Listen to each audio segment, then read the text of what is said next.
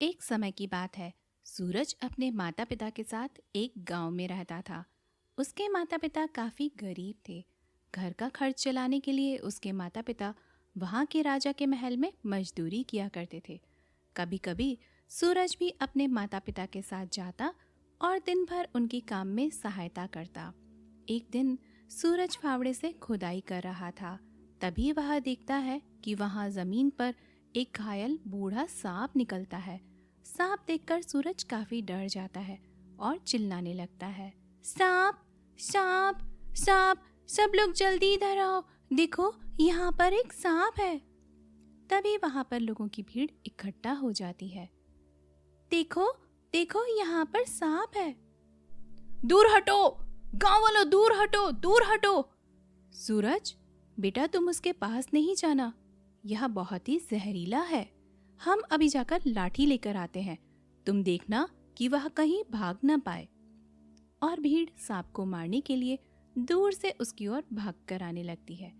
सूरज मन ही मन काफी उदास हो जाता है। अरे, ये भीड़ तो इस सांप को मार डालेगी। मैंने तो सिर्फ लोगों को मदद मांगने के लिए आवाज लगाई थी। इतना सोचकर सूरज उस घायल सांप को पास की झाड़ी में छुपा देता है। जब भीड़ पास आती है, अरे सूरज, वह सांप कहाँ गया? हम उसे मार डालेंगे, वह बहुत ही जहरीला है। सूरज बड़ी मासूमता से कहता है, मुझे नहीं पता, अभी तो यही था।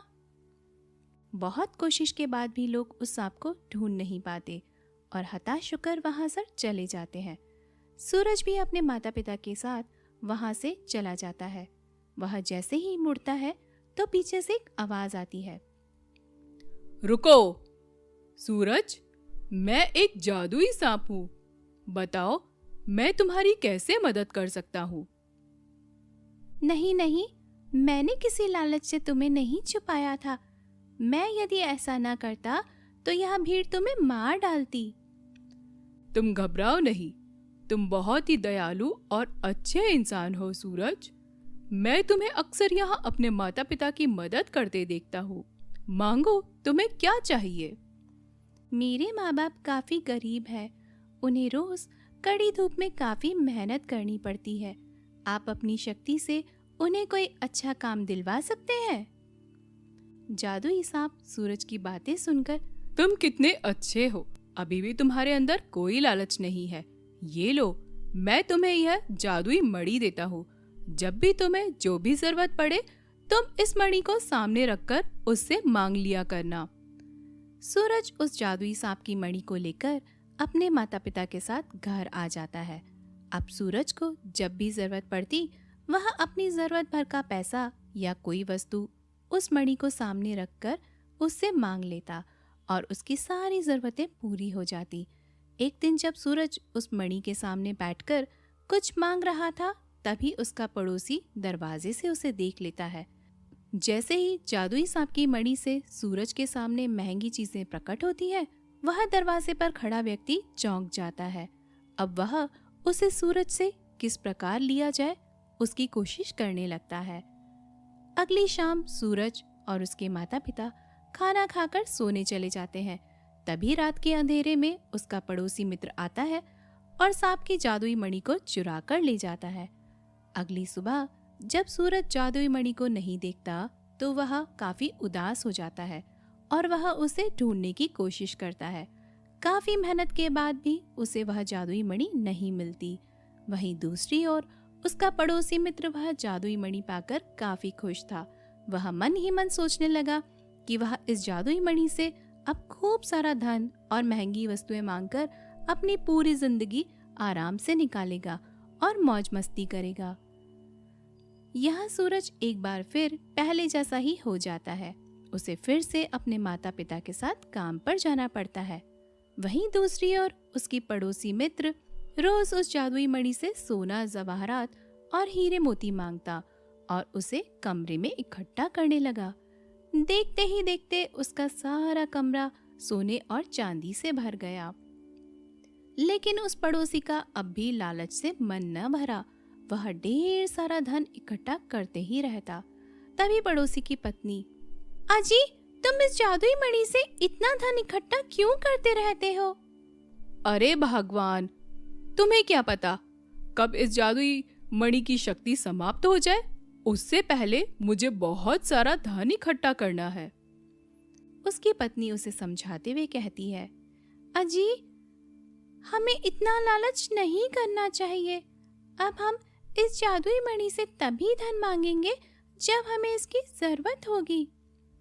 लेकिन सूरज के पड़ोसी पर उसकी पत्नी की बात का कोई भी प्रभाव नहीं पड़ता और वह आगे भी उस जादुई मणि से धन इकट्ठा कर अपना कमरा भरता रहता।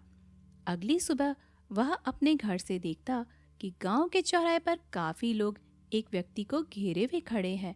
उस व्यक्ति के हाथ में एक तलवार और दूसरे हाथ में एक पत्र था जिसे वह भीड़ को पढ़कर सुना रहा था। लेकिन सूरज का पड़ोसी अपने घर से ही यह सब देखता रहता और कहते हुए कि हाँ, मुझे वहां जाने की क्या जरूरत। और ऐसा कहकर वह वापस अंदर चला आता। अगली सुबह वह देखता है कि गांव में चारों तरफ घोड़े पर सवार और हाथ में तलवार लिए हुए सिपाही लोगों के घरों में घुसकर तलाशी ले रहे हैं। तभी सूरज का पड़ोसी दौड़ते हुए सूरज के पास आता है। सूरज, सूरज, ये घोड़े पर सवार लोग कौन है और ये हम गांव वालों के घरों की तलाशी क्यों ले रहे हैं? ये हमारे पास के एक राजा के सिपाही है। राजा के महल में 2 दिन पहले खजाने की चोरी हुई थी। ये सिपाही उसी खजाने की खोज कर रहे हैं। सूरज की यह बात सुनकर उसका पड़ोसी काफी घबरा जाता है और जैसे ही वह अपने घर की तरफ मुड़ता है, वह देखता है कि 4-5 सिपाही उसके घर की तरफ जा रहे हैं। उसका पड़ोसी उन्हें देखकर अब डर से कांपने लगता है। तभी, तुम इतना क्यों डर रहे हो? क्या तुमने राजा का धन चुराया है? सूरज का पड़ोसी काफी घबराकर सूरज को सारी बातें बता देता है कि उसने ही जादुई मणि चुराई थी और वह धीरे धीरे अपने घर में काफी सारा धन इकट्ठा कर रहा था और सूरज से खुद को बचाने की मदद मांगने लगता है। तभी सूरज उसे काफी घबराया हुआ और रोता हुआ देखकर उस जादुई मणि को लेकर उससे सारे धन को गायब करने की मांग करता है।